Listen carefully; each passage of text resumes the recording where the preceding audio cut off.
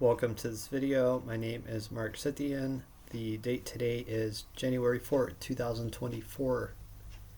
So this presentation is going to focus on vitamin B complex and polyphenols. These equate to cleaning and repairing blood vessel interior regions. So we have the vitamin B complex. And so if we focus on a blood vessel, artery, vein, or capillary, suppose this is a healthy blood vessel that is unremarkable. We focus first on the cholesterol molecule, which is carbon 27, hydrogen 46, oxygen 1.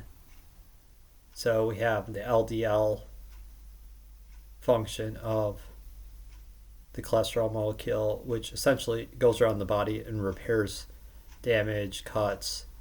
It's something like the scab that one would get if they cut or scrape their exterior on their body, and so that's like the platelets. And then we have the high density lipoprotein, and in comparison to the low density lipoprotein, so the HDL is the substrate, primary substrate for making hormones in the body, so like estrogen, testosterone, progesterone, thyroxine, insulin, dopamine, serotonin, just to name a few. And so if we combine the photoelectric effect of sunlight with cholesterol, that is the sunlight grounding into the human body's largest organ, the skin, the electrons then dissociate two hydrogen atoms and convert the cholesterol molecule into vitamin D. So we don't get vitamin D directly from the sunlight, but we actually use the sunlight to convert our cholesterol into vitamin D. And then we also have the myelin sheet, which protects nerves. So it's kind of like the insulation on the wiring. So assume that we have cuts or damage of blood vessels that lead to microhemorrhaging in the body. This is attributed from vitamin B complex deficiencies. So eventually tears and hemorrhaging of blood vessels will occur. So it's very minute hemorrhage and blood loss within the body. So this is just the vitamin B complex deficiency. And so cholesterol, the LDL cholesterol, will go in there and repair the micro tears or even the micro holes made in the blood vessels. And then this stops the internal bleeding. So now we have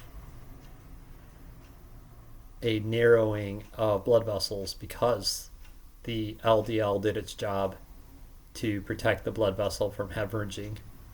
And again, the cause is the vitamin B complex deficiency. And so we can't say that cholesterol is the enemy. So the 1969 cholesterol research was very shaky and sketchy from the start, but so many hundreds of millions of dollars in the 60s was put into the research. And we'll just say that economics and business took over, so they were going to push the cholesterol scare, and there were always going to be people who understand that wasn't true, whether they're in the food and nutrition industry or they're chemistry majors, but a large branch of people bought into the cholesterol scare. And yeah, it is true that LDL cholesterol is apparently undesirable, but the LDL levels would not even rise to repair damage inside of blood vessels if vitamin B complex deficiency was not an issue. So we have polyphenols and we have vitamin B complex. When we combine these together with purified water, this will over time eventually clean and repair blood vessels. So in other words, the platelets and scabs inside of the blood vessels will slowly eliminate themselves because there is no more damage to the blood vessel. It looks like this. And so this becomes an anti-stroke, anti-heart attack, anti-aneurysm, anti-high blood pressure remedy, or I will say a practice or a measure. So there's a combination of events, including psychological stress, which can raise cortisol levels and then also cause the cuts and tears in blood vessels. So it's not just one thing. And sometimes people are in such a bad condition with narrowing that for a short amount of time they do need some medication to at least clean out some of the LDL cholesterol. But if you're in relatively good health and you're concerned about narrowing blood vessels, you might want to make some diet and lifestyle changes, such as avoiding malnutrition, i.e. to quit eating processed food. So like malfunction, and we have the word malnutrition. So this isn't starvation. This is just a misguided or a twisted means of acquiring food, or a lack of function. Just like a malfunction, we have malnourishment. So eating junk food and processed food and staying dehydrated is just going to tear your body apart. So one only has themselves to blame for this type of an incident to occur or these health problems. But again, it is a food culture based on how America got big and grew with mass economics and a world reserve currency. So everything's possible in America, the good, the bad, the ugly, everything. So again, this is just a cause and effect presentation. So if we look in the physician's desk reference, the PDR, and I've actually worked with a few medical doctors on this because there's a lot of coding that is counterintuitive to non-medical personnel. And we physicists, chemists, and engineers like to think that everything comes from us. Well, the molecular dynamics and the medical equipment and the drugs are indeed engineered by the physicists, chemists, and engineers. But when it comes to the actual application of the equipment, it's a whole different world. It's sort of like in aerospace engineering. We might develop a set of aircraft or weapon systems for the military, but then the military will do things that are extremely coded.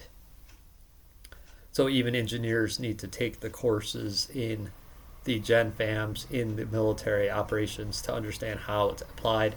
So one could say the same thing about how medicine takes the drugs and equipment developed by engineers and then codes them to specific clinical applications.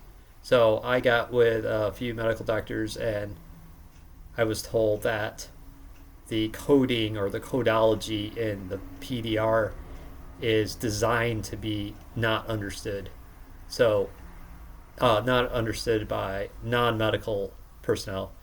So we went through it together and they actually gave the sequence, start in the end of the book, go to the beginning. It's sort of like reading the Internal Revenue Code, and it's designed for pretty much IRS agents. But if you get with an IRS agent or somebody that worked there, they will tell you, no, read it backwards. So of course there's a guidance of interpretation. And so when we got together, the conclusion was that pharmaceutical intervention, let's say anti-stroke, anti-heart attack, high blood pressure medication, according to the actual measured incident, 1 in 200 persons who are on an anti-stroke medication will actually get a stroke or a heart attack or whatever the drug was intended to suppress. They will actually experience that incident they're trying to suppress at a rate of 0.5% or 1 in 200. Now those that are not on any medication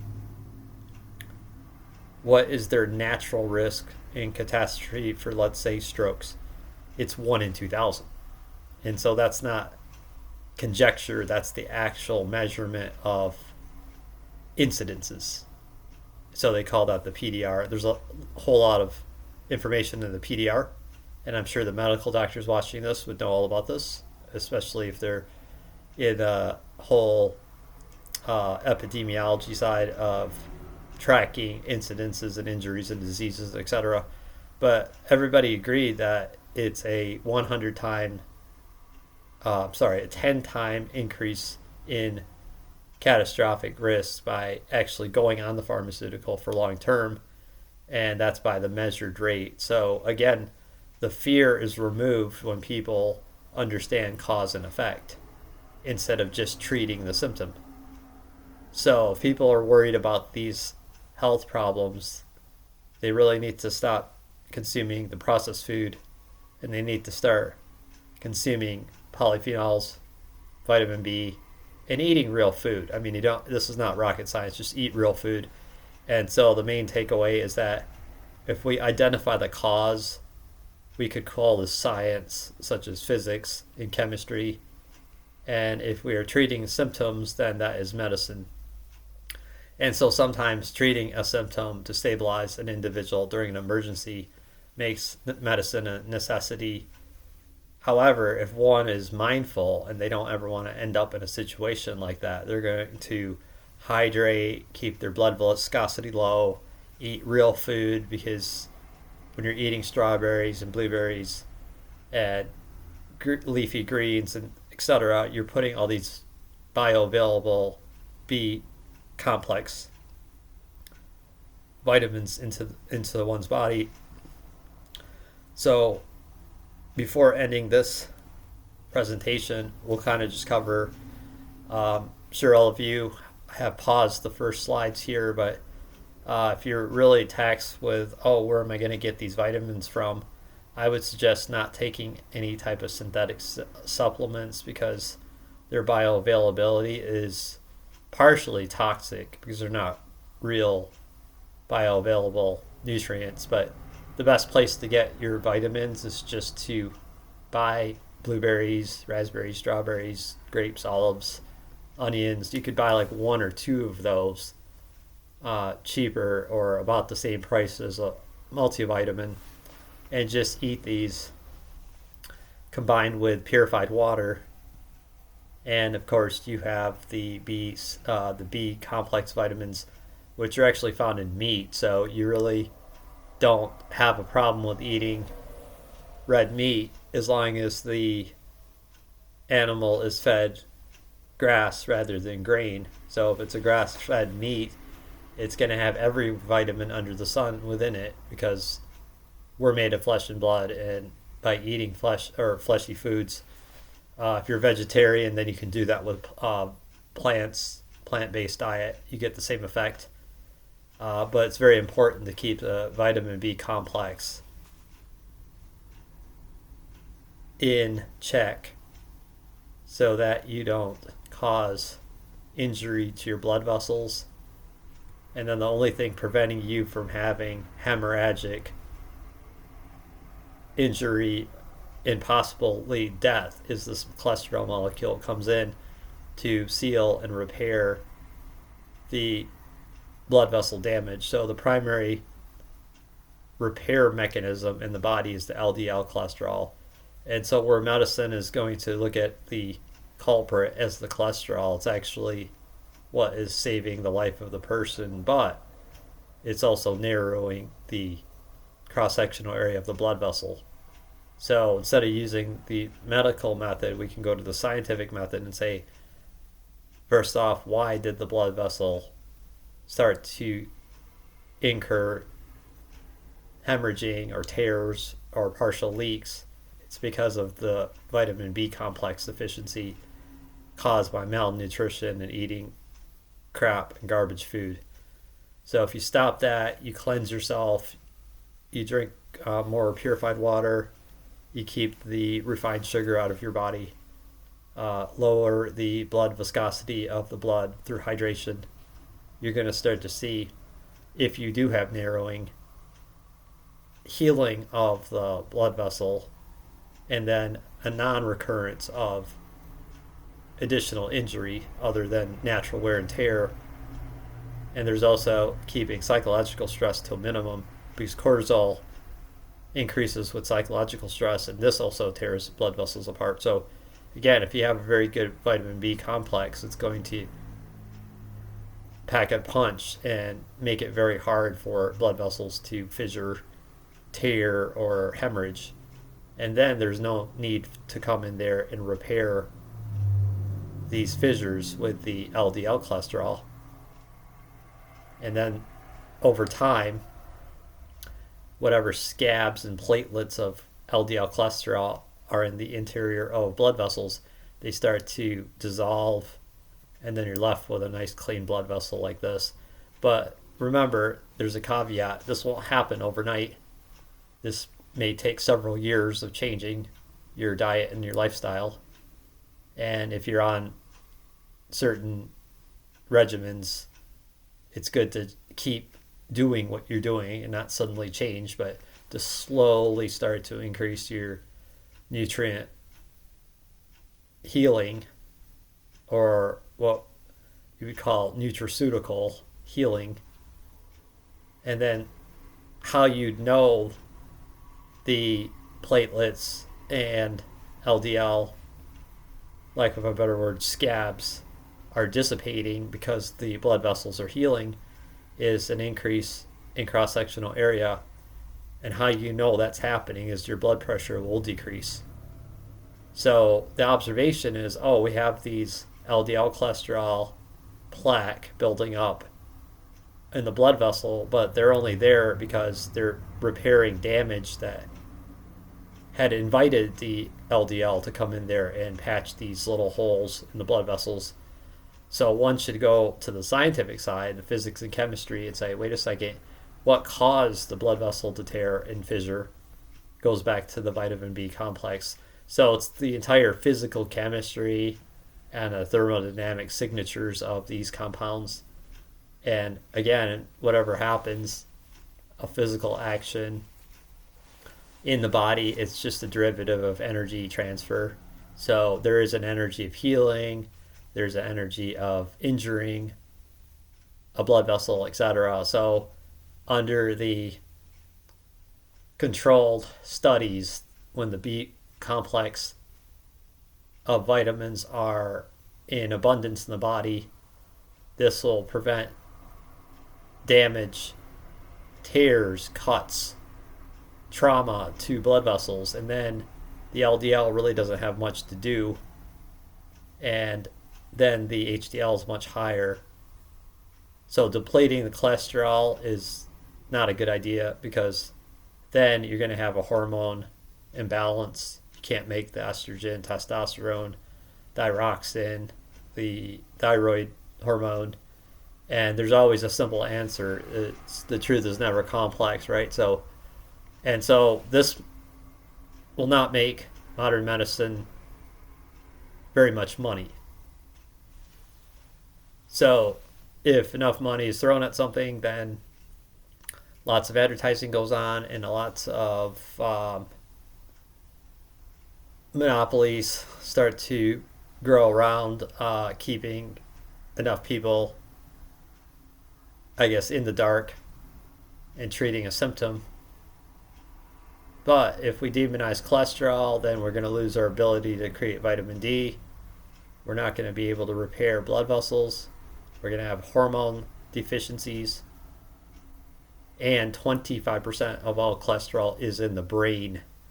So if we artificially reduce cholesterol, then we're also going to have memory loss and cognitive impairment. So there has to be enough cholesterol in the body to make vitamin D and heal trauma in the body. But then again, the side effect of that event is narrowing of the blood vessels, which is very true.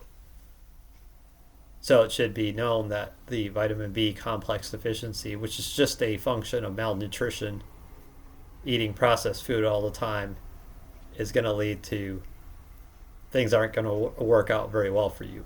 So just wanted to make this point that vitamin B complex and polyphenols just cleans and repairs the blood vessels, and it's not something that will happen overnight. So it's basically a mindset and a cultural and a lifestyle change. And this might be very foreign and alien if one has grown up on processed food all their life and their parents have grown up on processed food and that's all you know. So this might seem really strange, but then again, it is better than ending up with a stroke, heart attack, aneurysm, a break in the blood vessel, all the blood leaks out, hemorrhages throughout the internal body, high blood pressure. All these are pretty nasty events to experience. So to avoid that and start while you're ahead of the curve is to get rid of this processed food and start to eat real food, such as the foods on this list.